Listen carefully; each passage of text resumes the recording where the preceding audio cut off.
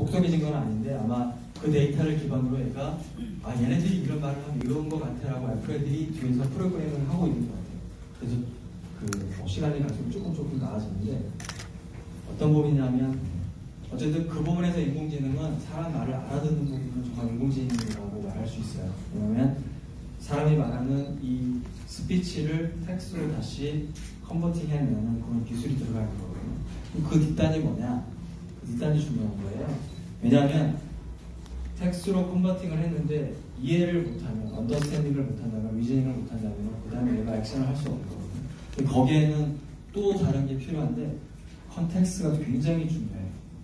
어떤 상황에서 내가 말을 했는지를 내가 알아먹어야 되는데 근데 지금 접근하고 있는 방법들이 다 뉴럴넷을 기반으로 접근을 해나가고 있잖아요. 그 중에 하나가 어쨌든 많은 데이터를 넣어가지고 이런 말을 하면 너는 이렇게 대답을 해야 돼 라고 알려줬기 때문에 그런 거거든요.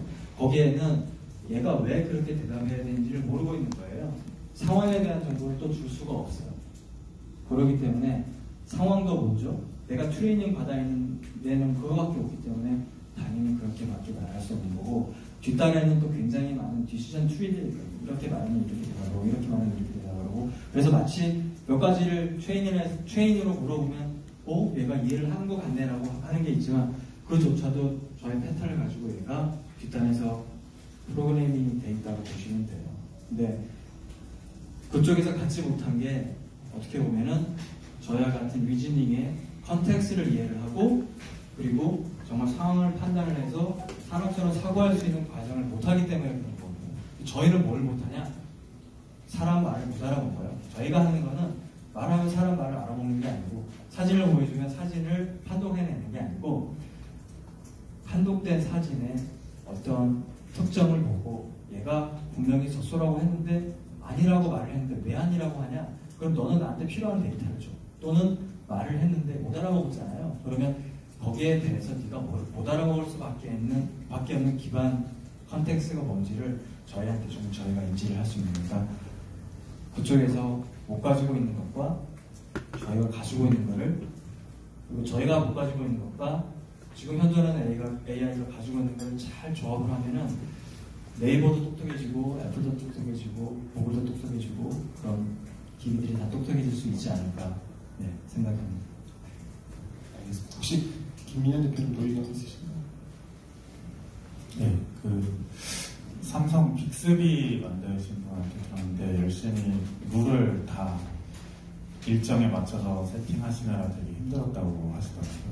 그리고 제가 구글에 있을 때도 구글 나우라고 해서 어떻게 보면은 어시스턴트죠. 그쪽에 대한 대답을 어떻게 줄 것인가 했을 때 구글도 그렇게 크게 다르지 않다. 왜냐면 이거는 정확한 데이터를 줘야지 유저 경험이 증가하는 영역이라서 날씨, 파이낸스 쫙 도메인을 나눠가지고 그거에 대해서 검색 결과를 어떻게 보여주면 좋을까 이렇게 잘 포장을 해놔요. 특히 모바일 폰은 화면이 적으니까 그렇게 해서 이제 방금 말씀하신 텍스트 레코니션이나 기타 등등에서 확률적으로 이 답을 보여주면 제일 좋아하겠다. 이 정도로 지금 돼 있는 거고요.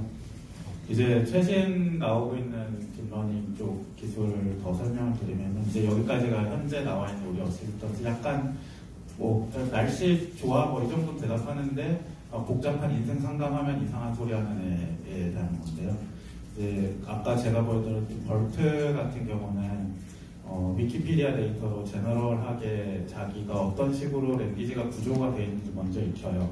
그리고 각 도메인별로 예를 들어서 이게 토익 문제 푸는 거다 그러면 토익 문제에 대해서 그 제너럴 모델 위에서 한 번 더 트레이닝을 합니다. 그랬을 때 인간보다 결과가 더 좋다 이렇게 나온 거고요.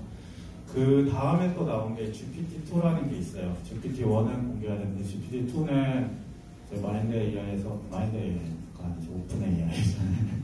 거기서 제가 이거는 공개하면 안 되겠다 할 정도로 잘 한대요. 그러니까 상당히 신뢰도 될 것 같은 게 이제 구글이 했을 때는 위키피디아 정도인데 얘네는 이 웹 데이터 다 때려 넣었거든요. 그래서 인간이 썼던 모든 말을 다 넣었다고 보시면 되고 그렇게 했을 때 어떤 결과가 나오냐면은 나는 재활용이 나쁘다고 생각해 라고 하면은 거기서부터 자기가 그 논리를 쫙 만들어 나가는데 그게 너무 명령 로직에 맞는 것 인간이 있기에 재활용은 다들 좋다고 생각하지만 사실은 이게 실제로 그냥 버리는 것에 비해서 리소스가 더 들어가지고 결국은 나빠진다. 구체적인 통계는 이런 게 있고 이런 식으로 막 말을 막 해나가는 거예요. 그래서 좀 위험하다 해서 공개를 안 했는데 어쨌든 간에 대답은 빠른 시간 내에 인간이 구별할 수 없을 정도로 잘하게 될 것 같습니다. 한 2, 3년 정도 더 걸리지 않을까 이렇게 보고 있습니다. 저는.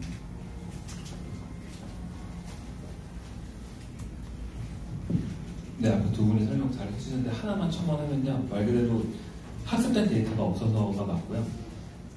한 가지 그 빅스비랑 시리의 차이점을 설명을 드리면 혹시 시리가 아이폰에 언제 탑재되는지 기억하시는 분 계세요? 2011년인가 2년쯤에 탑재가 됐고요. 베타 상태였는데 그냥 열어놨어요. 사람들이 걷다 뭔 소리 하는지 들으려고. 그래서 농담해봐, 노래 불러줘, 나 사랑해 이런 사실 실제적인 펑셔널한 기능 말고 사람들이 굉장히 이 호기심을 갖고 얘한테 엄청나게 많은 말을 했어요. 그 지난 몇 년간. 그래서 사람들이 이상하게 이게 실질적으로 AI 비서로서의 역할을 하는 건 아니지만 사람들이 이런 거를 많이 물어보네? 라고 해서 그거에 대한 트레이닝을 시켜서 준비해 놓은 거예요. 근데 삼성은 구글 나오겠죠? 구글 그 어시스턴트가 뜨고 시리가 뜨니까 급하게 따라 만들려고 하다 보는데 데이터가 없는 거죠. 그래서 말씀하신 대로 삼성에 있는 그 연구진들이 가장 많이 물어볼 것 같은 것들을 자기네들이 뽑아가지고 룰대로 내놓았어요. 그래서 광고에서 나오는 오늘 찍은 사진 누구에게 보내줘라는 건 굉장히 잘 알아들어요. 룰대로 하고 싶지 않습니까? 그리고 그게 광고에 써먹어야 되니까. 근데 말씀하신 대로 이제 힘들어라고 얘기하면 뭐가 힘든지 알 수가 없는 거죠. 학습을 안 시켜놨으니까. 그렇게 이해하시는 게 맞을 것 같습니다. 네, 굉장히 이해가 잘 되게 설명해 주셔서 제가 한 가지만 더 질문을 좀 드리고 이제 저희 여러분들에게 질문을 좀 넘겨드리려고 하는데 아까 전에 데이터 에어블락 쪽에 질문을 좀 드리겠습니다. 데이터를 활용해서 하는 부분에 있어서 지금 사실 플랫폼의 독점이라든지 플랫폼의 영향이 굉장히 크잖아요. 그래서 이제 그쪽에 있는 파일이라든지 그쪽에 있는 어떤 영향력을 가져와야 되는 숙제가 있을 것 같은데 혹시 그 부분에서는 어떻게 대처라든지 방법적인 부분이 있을까요? 우선 지금 데이터 산업에서 소수의 플랫폼들이 독점을 하고 있는 건 맞는 사실인데 사실 엄밀히 말하면 저희가 그런 플랫폼들과 직접적인 경쟁 관계에 있는 건 아니에요. 왜냐면 그런 플랫폼들은 우선 명시적인 동의가 없이 수집이나 판매가 이루어지고 있고, 그러니까 당연히 개인정보 처리 취급 방침에서 어느 정도 대략적인 가이드라인이 있고, 이제 동의를 받긴 하지만 지금은 개인이 동의를 하지 않으면 서비스를 쓸 수가 없는 상태잖아요. 이러한 점에서 저희는 명시적인 동의와 그런 권리를 가져온다는 점에서 조금은 다른 모델이라고 할 수 있고, 아까 말씀드린 것처럼 GDPR나 마이데이터에서 알 수 있듯이 지금 규제적으로도 앞으로는 기업들이 개인들의 명시적인 동의를 받아야 합니다. 그러니까 지금 이미 규제가 바뀌고 있고 아직 그게 저희가 체감할 정도는 아니라는 것뿐이죠. 그래서 마이데이터에 따라서 기업들 중에 변화에 좀 빠르게 대응하는 기업들은 이미 적극적인 관심을 보이고 있고 저희랑도 실제로 이커머스 회사라든지 아니면 모빌리티 회사들과 저희가 지금 활발하게 사업 개발적으로 논의를 하고 있어요. 그래서 개인들이 명시적인 동의만 한다면 바로 또 저희가 즉시 실시간의 데이터를 수집을 할 수 있는 그런 구조고, 또 마지막으로 저희가 아까 말씀드린 것처럼 AB80에서 이미 한 달 6개월 기준으로 누적 4천만 대의 모바일 디바이스를 추적하고 있기 때문에 이제 그런 생태계가 확장할 수 있는 큰 미래를 가지고 있다고 생각을 하고, 앞으로도 규제적으로도 그 다음에 인식의 변화가 바뀜에 따라서 에어블록이 주행의 가치도 커질 거라고 생각을 합니다. 네, 저도 드리고 싶은 질문이 많지만 여러분이 더 많으실 것 같아서 이번에는 여러분들에게 좀 마이크를 넘겨보고자 합니다.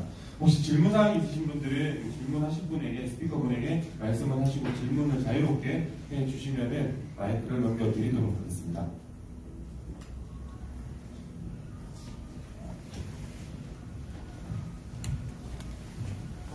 마인드 저희가 온톨로지를 AI로 하시는 분이 있는 줄은 진짜 몰랐고요.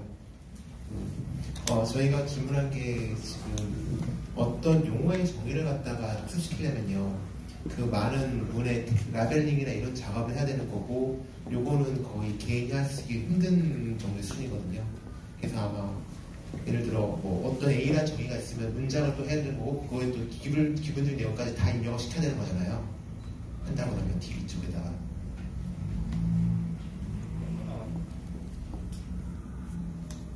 아니거든요. 저희가 하는 방식이 그거하고는 달라요.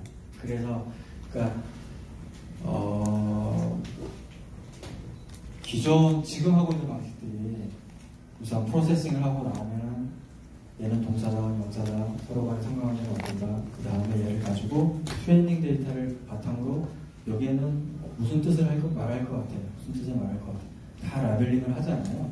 데이터 인풋 단계에서 하잖아요. 그렇죠. 근데 저희는 그런 걸 하질 않아요.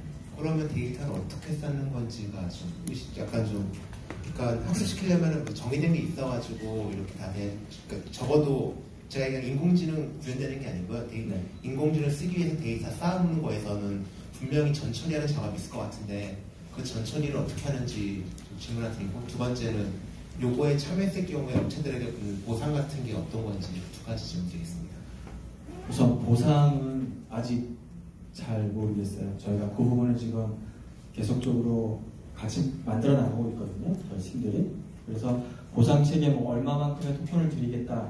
그러니까 온톨로지 하려면 얼마만큼 드리겠다. 또는 온톨로지 검증을 하게 되는데, 검증이 되고 나면은 어떻게 하겠다. 또는 검증 전에 얼마만큼 뭐 디파짓을 하게끔 하겠다. 이런 부분들은 계속 논의해 가고 있는 상태이기 때문에 제가 거기에 대한 답을 못 드릴 것 같고요. 우선 온톨로지는 명제라고 부르잖아요. 그러면 사람은 예를 들어 죽는다라고 하는 명제가 있다고 그러면은 그 명제 하나만 있으면 이교는 사람이다라고 하는 것만 주면 되거든요. 네?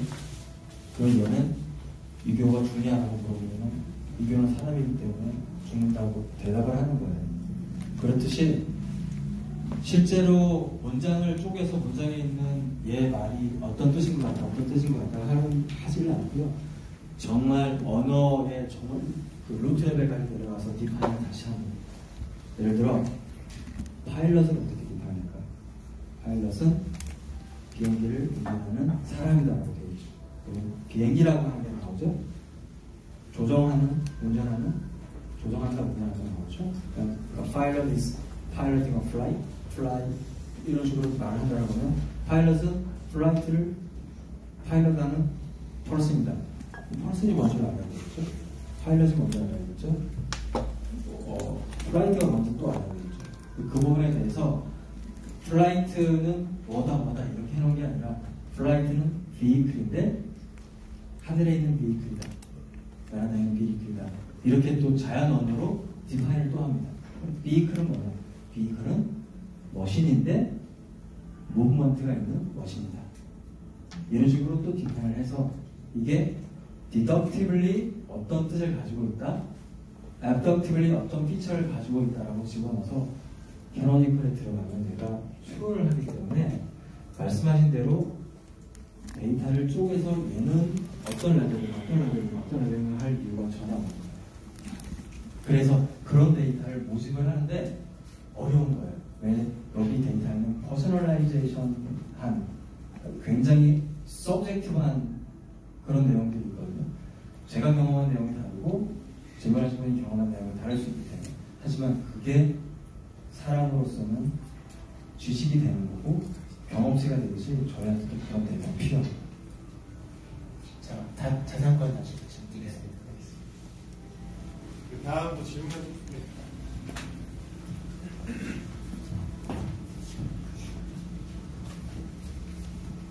온톨로지 DB에 대해서 궁금한 게 몇 개 있는데, 우선 현재 그 DB가 이제 투명하게 공개가 된다고 하셨는데 블록체인상에 대략적인 용량이 좀 알고 싶고요.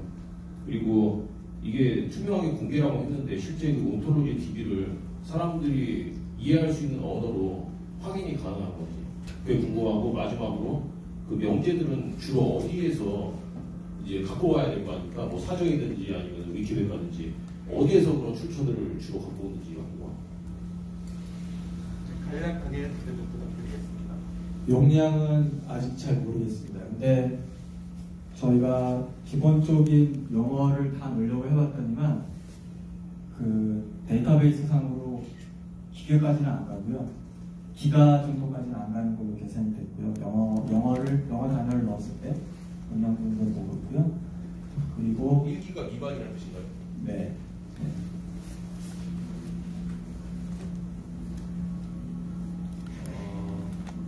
두 번째는 그 사람들이 이해할 수 있는 언어로 확인이 가능한가요?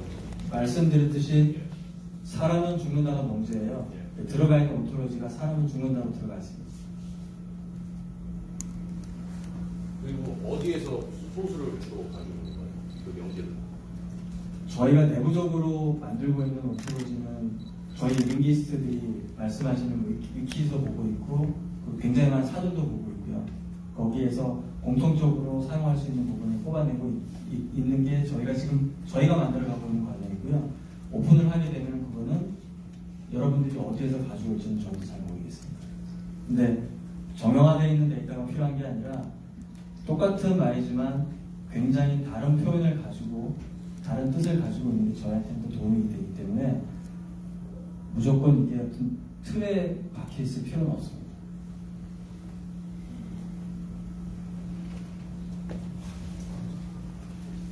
네, 안녕하세요. 네, 잘 들었습니다.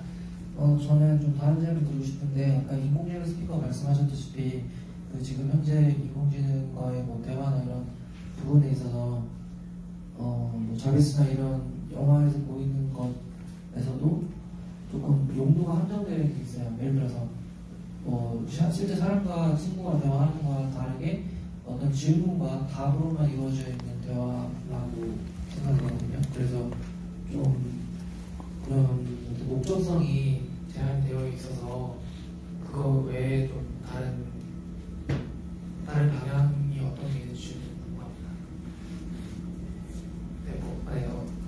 대표님께 질문 드릴게요. 우선 기술적인 면에서 봤을 때 저희가 구현하고 있는 게 제너럴하다고 말씀드린 이유가 현존하는 AI 대비해서 현존하는 AI는 한 도면을 가지고 교육을 하잖아요. 그리고 그 데이터를 기반으로 추론을 하고 그 데이터를 기반으로 아웃풋이 나오는데 저희는 리즈닝 엔진을 만들어가고 있어요. 리즈닝 엔진은 굉장히 커먼하거든요.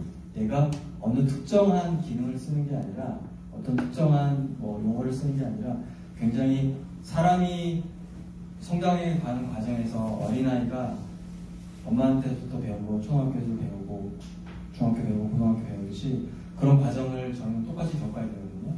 겪어서 성장을 하고 나면 그 다음부터는 말씀하셨듯이 비즈니스에 특화되어 있는 그런 데이터가 필요해요. 그래야지 좀 더 성장을 할 수 있기 때문에.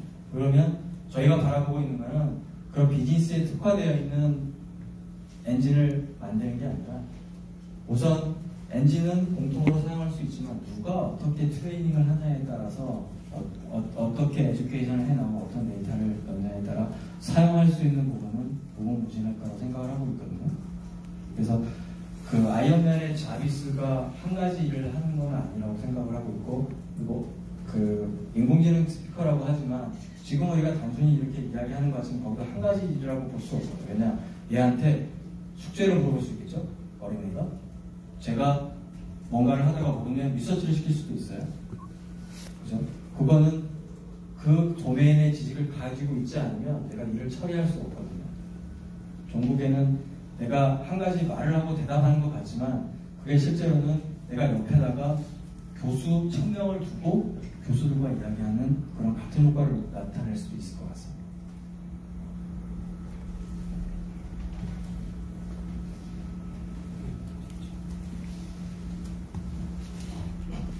네, 강의 잘 들었습니다. 저 디센터 줄서 기사라고 합니다. 저 라이즈와 에어블럭이 한 개씩만 질문 부탁드리겠습니다. 일단 라이즈에게 주고 싶은 게 오늘 체인에서 작동되는 데이터 사이언스를 통해서 암호화폐 시장에서 창구할 수 있는 좀 가치 있는 정보를 제공하고 있다라고 말씀을 해주셨는데 들었을 때 좀 궁금했었던 게 그렇다면 이런 데이터 사이언스라는 개념과 블록체인이 만났을 때 암호화폐 시장 분석 말고도 조금 더 전도 유명한 분야가 어디가 있을까? 앞으로 어디서 이게 더 활용될 수 있을까를 좀 먼저 여쭤보고 싶습니다. 그리고 에어블럭 측에는 그런 지금 데이터 시장에서 데이터의 가격을 좀 산정을 한다는 개념이 조금 어렵게 느껴지는데요. 일단은 아직은 데이터를 서로에게 거래를 한다는 개념 자체가 좀 낯설게 느껴집니다. 그래서 에어블럭 측에서는 데이터의 가격을 산정을 한다고 했을 때 이걸 어떤 개념으로 어떤 기준으로 평가를 하고 계시는지 이렇게 질문 드리겠습니다. 네, 일단 먼저 답변 드리겠습니다. 네. 약간 닭이 먼저 달걀이 먼저 질문을 해주셨는데, 제가 공부한 거는 이제 데이터 분석과 AI고, 그 중에서, 뭐 데이터가 제일 중요하죠. 인공지능을 만드는 분석을 하는 데이터가 제일 중요한데, 암호화폐, 그러니까 블록체인 데이터의 그 블록 안에 데이터가 쌓이고 투명하게 공개되고 데이터를 쉽게 얻을 수 있다는 매력 때문에 이 분야를 택하게 된 거고요. 사실 말씀하신 대로 그냥 데이터 분석 기술이랑 AI 기술 갖고는 이제 할 수 있는 게 많은데 거꾸로 그 중에서 이제 블록체인 쪽의 도메인을 저희가 선택을 한 거고 지금 아까도 설명드렸듯이 수많은 데이터가 있는데 사실 거기에 다 사람들의 행동했던 흔적들이 남아있기 때문에 굉장히 유의미한 자료들이 많이 들어있는데 어느 정도의 기술 레벨이 되지 않으면 이제 좀 알아내기가 어렵기 때문에 저희가 그걸 알아내서 가치를 창출하는 쪽에 이제 회사의 방향을 맞추고 있다 이렇게 말씀드릴 수 있어서 정리하자면 기술 갖고 할 수 있는 건 많은데 블록체인에 있는 블록 데이터를 가지고 의미 있는 가치를 창출하고 싶어서 이쪽으로 온 거다 이렇게 말씀드릴 수 있겠습니다. 네, 저는 그 데이터의 가격 혹은 가치 측정 방식에 대해서 여쭤보셨는데 우선 데이터가 지금 일반적인 밸류체인의 그 재화 가치 산정 방식을 따를 수 없는 이유는 크게 두 가지로 볼 수 있는데요. 첫 번째는 우선 데이터가 경험제이기 때문에 데이터가 가공되거나 분석되기 전에는 데이터가 어떠한 가치를 주는지 알기가 힘들다, 측정하기가 힘들다라는 점이 있고 두 번째로는 데이터가 비경합제이기 때문에 데이터를 생산하거나 데이터를 복사하는 데 드는 비용은 거의 0에 수렴하는데 데이터를 아무리 복사해도 원본 데이터에는 영향이 없다. 그래서 데이터가 몇 번이나 복사되어서 어디에 사용되고 있는지를 좀 정확하게 집계할 수 없다는 그런 어려움이 있는데요. 그래서 저희가 요새 지금 집중적으로 생각하고 있는 모델은 온라인 광고 시장에서의 CPA 모델, 그러니까 그 Cost per Action이나 Cost per Sale이라고 불리는 모델인데요. 그러니까 한마디로 광고주가 개인 데이터를 바탕으로 맞춤형 광고를 내보냈을 때 광고 매출에 기여한 정도를 바탕으로 데이터의 가격 혹은 가치를 책정하는 방식입니다. 그래서 여기서 행동 데이터라 함은 그 유저가 상품 구매를 위해 예를 들어 앱을 설치했다든지 회원가입을 했다든지와 같은 행동이 되는 거고요. 이를 바탕으로 이제 데이터가 실제로 광고 매출을 얼마나 기여했는지를 사후적으로 책정하는 방식을 우선적으로 생각을 하고 있습니다.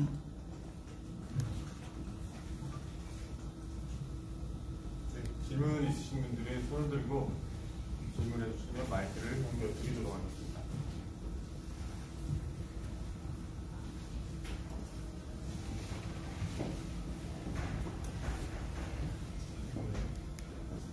네, 안녕하십니까. 발표 잘 들었습니다. 라이즈하고 에어블럭의 공통적인 질문이 될 수 있을 것 같은데 데이터를 분석하고 또 데이터에 대한 가격을 산정하기 있어서 솔직히 그 기반이 되는 거는 제 생각에는 그 데이터에 대한 투명성하고 그 데이터에 대한 안정성이라고 생각해요. 그래서 최근에 블록체인과 관련해서 좀 다양한 각국의 저널을 읽으면 사실상 보안이 가장 근본적으로 이루어져야지 그 데이터에 대한 그런 안정성과 그걸 활용할 수 있다고 들었는데 만약에 흔히 보안에서 난독화라고 하죠. 데이터를 이제 블록에 처리할 때 근데 그 데이터, 그 블록 데이터가 되게 많은데 거기서 이상치나 결측치가 나올 수도 있는데 이러한 경우를 대비할 수 있는 방안이 있습니까? 왜냐하면 거기서 이상치가 나오는 순간 그 데이터를 활용해도 사후적으로 처리를 할 수 없고 또 회사한테도 타격이 갈 수 있다고 저는 생각을 하거든요. 여기에 대해 어떻게 방안이 있는지 궁금합니다.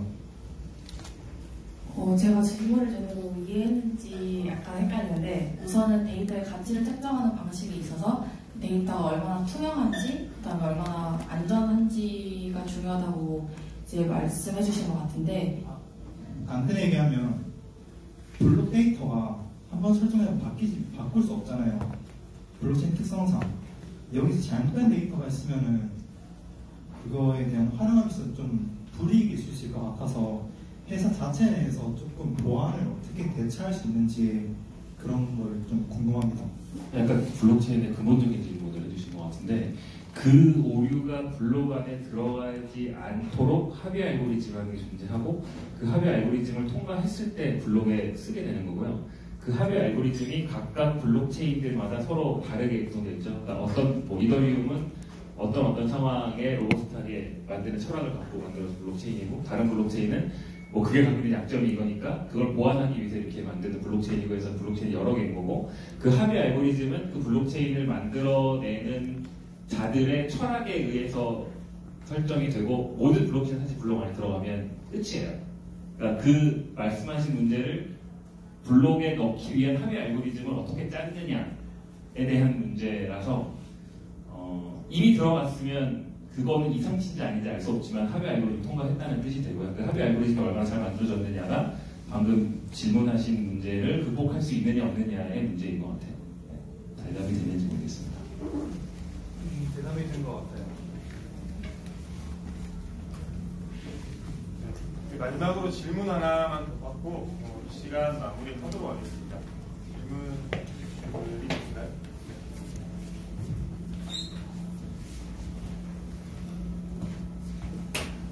네, 좋은 강의 잘 들었고요.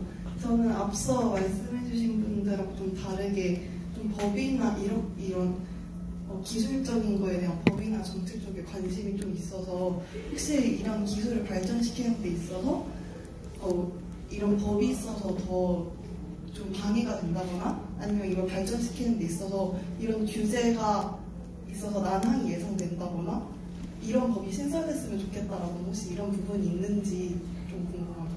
네, 그 각 비즈니스 하시면서 법적인 규제라든지 이런 부분에 방해되는 요소나 이런 부분을 좀 더 제 융통성이 좀 활용됐으면 좋겠다라는 부분이 있으시면은 말씀해 주시면 될 것 같습니다.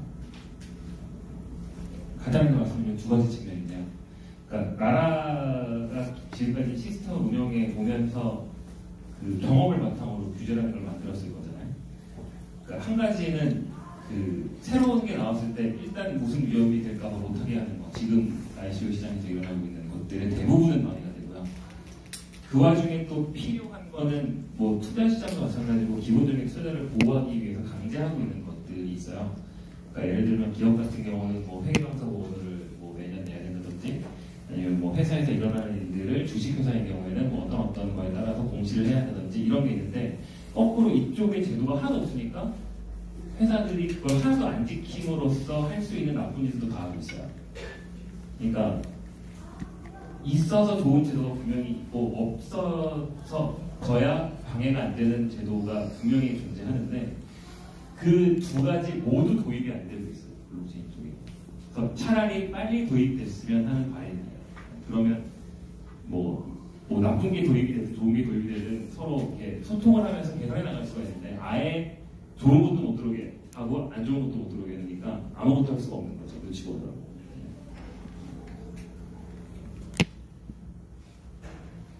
저도 이제 블록체인 쪽에서의 규제는 지금 대표님과 동일한 입장이고 또 데이터 산업에서의 이제 데이터 거래에 있어서의 법적인 이슈라고 하면은 저희는 다행스럽게도 마이데이터나 GDPR 같은 개인정보 보호와 활용에 있어서 좀 더 개인이 적극적인 권리를 행사할 수 있는 법안들이 마련이 되고 있어서 이러한 점에서는 좀 더 빨리 진행될수록 저희도 당연히 좋겠죠.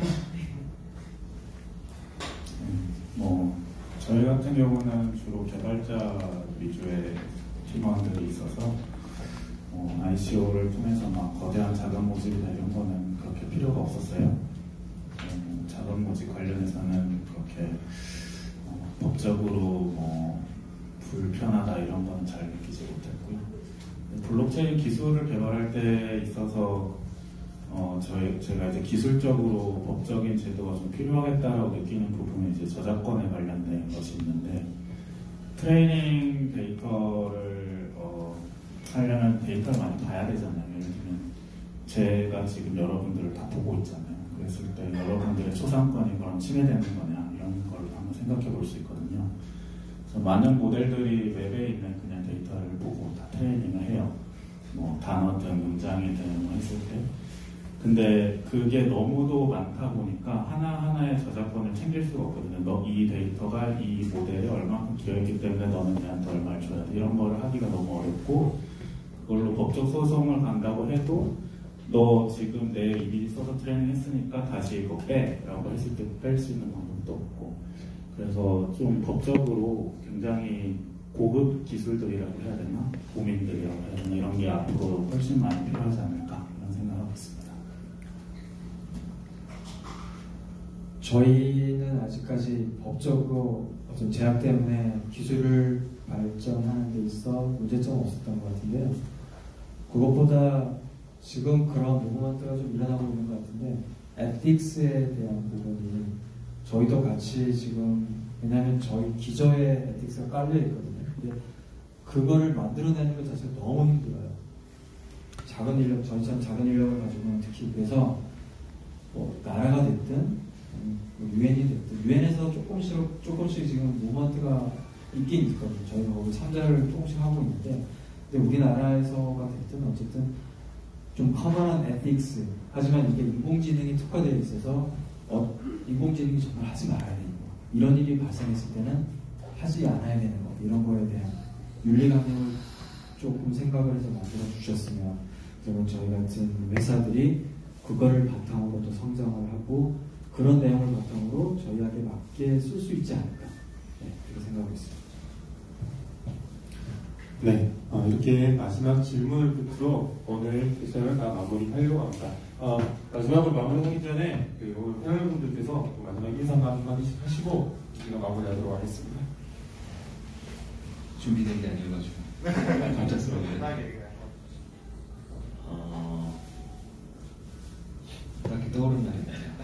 라이즈에 관심 많이 가져주셔서 감사합니다. 저희 에어블록도 이번 상반기 안에 지금 논의하고 있는 기업들과의 그런 얼라이언스나 이제 저희 서비스를 출시를 하는 걸 목표로 하고 있어요. 그래서 저희 에어블록한테도 많은 관심 부탁드립니다. 네, 저희 AI 네트워크 얘기 들어주셔서 감사하고요. 늦게까지 남아주셔서 감사합니다. 좀 더 지루하셨을 텐데 늦은 시간까지 들어주셔서 감사하고요.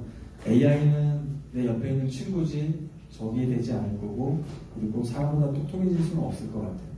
저희가 가지고 있는 철학 중에 하나는 절대 AI는 사람보다 똑똑해질 수 없다. 왜? 똑똑해지는 순간 저희는 쳐다보면 왜 똑똑해지는지 다 보이거든요. 그게 딜레마 중에 하나입니다. 그래서 저희가 가라고 있는 방향 쪽이기 때문에 AI를 좀 더 친근하게 생각하시면 좋을 것 같습니다. 고맙습니다. 네, 오늘 늦은 시간까지 강의를 해주신 네 분의 패널분들께 다시 한번 큰 박수 부탁드리도록 하겠습니다.